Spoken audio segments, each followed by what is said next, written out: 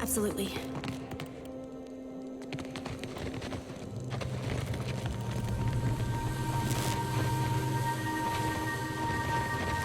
Indeed.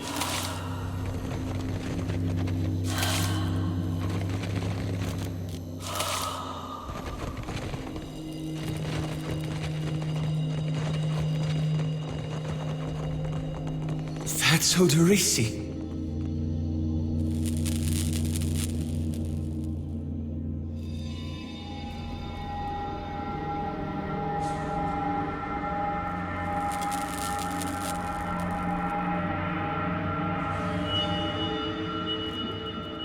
Oderisi was always a bit obsessive, but he was a good enough fellow.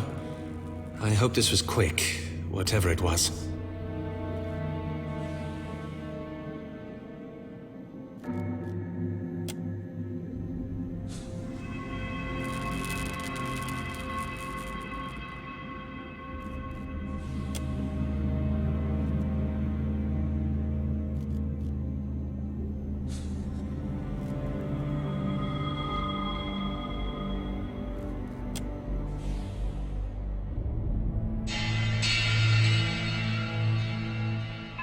You place your hand against the pillar of luminous Adra.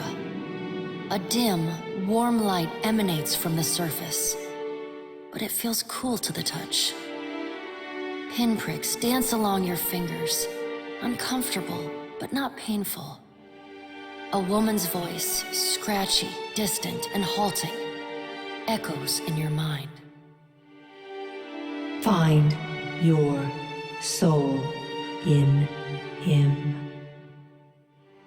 You concentrate, peering into the Adra's energy as you would peer into a soul. Its inner light is blinding, but as you become accustomed to it, you perceive the core of the Adra itself, a churning mass of millions of soul fragments. With a jolt, the energy reaches out to you. The Anguithan ruin fragments around you, breaking into incoherent shapes and dissolving to dust, falling into an infinite well of dark gray vapor. Even the ground itself disintegrates into nothingness. All that remains is the murky expanse of the in-between. The Adra Pillar, and a skein of golden threads rooted in the pillar that extend far off into the distance. You focus on the threads. You catch glimpses of memories, your memories, mingled among the memories of thousands of other captive souls. The filaments begin to cohere, rapidly twining into a golden cord. With a muffled crack, the cord ripples outward in a violent wave toward the endless distance. The cord undulates over a space so vast that you lose sight of the wave before it finds its end. Then, a heavy creaking, like the sound of mountains shearing under their own weight, washes through the dull gloom of the in-between. A violent force yanks you along the cord at an incredible speed. The murk of the in-between warps erratically, as though you are observing it through an ill-ground lens. Just as quickly as you were pulled forward, you stop, suspended below a massive figure of ancient carved Adra. Like all Adra, it glimmers with energy, but the souls and memories within it are not flowing down. They churn in a vortex that burns at the heart of the statue's mass in some invisible engine. It is Eothas. The great golden cord terminates in his back, sending pulses of energy throughout his limbs as they move. He walks in long, slow strides toward a brilliant pillar of Adra far in the distance. It shines even more brightly in the in-between than Eothas. From within the teeming throng of souls, dozens of eyes look out to you. Through the cord, their collective anguish and despair push at the edge of your mind. Help us! Please! Help us! Their voices echo in your mind. Somewhere within their ranks, you can feel the presence of your own soul, slumbering deeper in the gyre. You reach out to the lost souls, but the incredible power flowing through Eothas' body repulses you. Not even your Watcher powers can penetrate the massive tides of energy crashing through him. The souls sense your efforts and attempt to breach the surface of Eothas' body, but are instantly pulled back down into the deep well of the statue's heart, as though they were pried from the edge of a great precipice. Eothas' stride slows and stops. His head slowly pivots until its great burning eyes are cast back along the cord. As his gaze meets yours, you feel an overwhelming rush of incredible joy, mingled with profound sadness.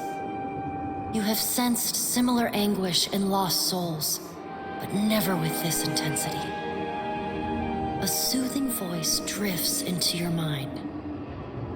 It takes great bravery to venture through the in-between, even for a Watcher. A swell of admiration radiates out from the god's heart, a force so intense that it momentarily overwhelms you. You do not need to follow me, for their sake or your own. Something beautiful is coming. Something that will save us all. A great light shines from Eothas' brow, so bright that even the souls within him flinch from the source, cowering in fear. Through the glare, you see Eothas' massive arm reach up to grasp the golden cord, the tether carrying energy from the Adra Pillar to him, that also suspends your consciousness. The sun will yet rise, Watcher.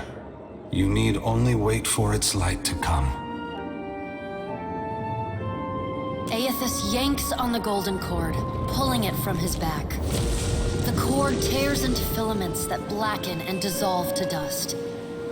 Without pause, he turns to resume his stride toward the distant pillar of Adra, shining on the boundless horizon.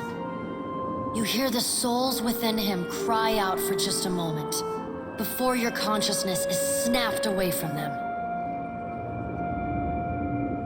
The in-between goes dark. For a second, you feel a mix of nausea and a sensation like spinning and falling. Then the moment ends. Your consciousness has returned to the Angwithan arena. The world is sideways, the Adra Pillar upside down. You flinch at the feeling that you're standing on the ceiling. The disorientation overwhelms you and you collapse to your knees next to the luminous Adra Pillar. Previously dim and flickering, the pillar now glows with a strong and steady light. You touch the Adra again, but the chill and prickling sensations you felt before are gone, replaced with a comforting warmth, like the embers of a fire that has just lost its flame.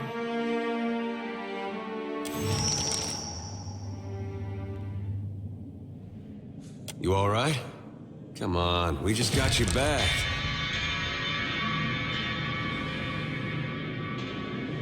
Well, if you're not sure, now I'm worried. I've seen you commune with souls of the dead, but this looked altogether different. What happened?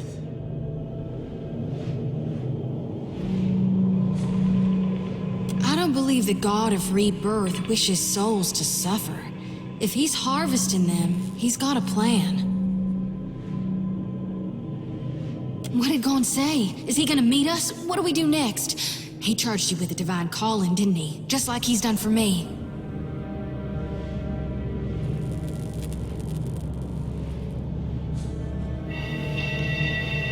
I wonder if he said the same thing to people in Rayed Saris 20 years ago.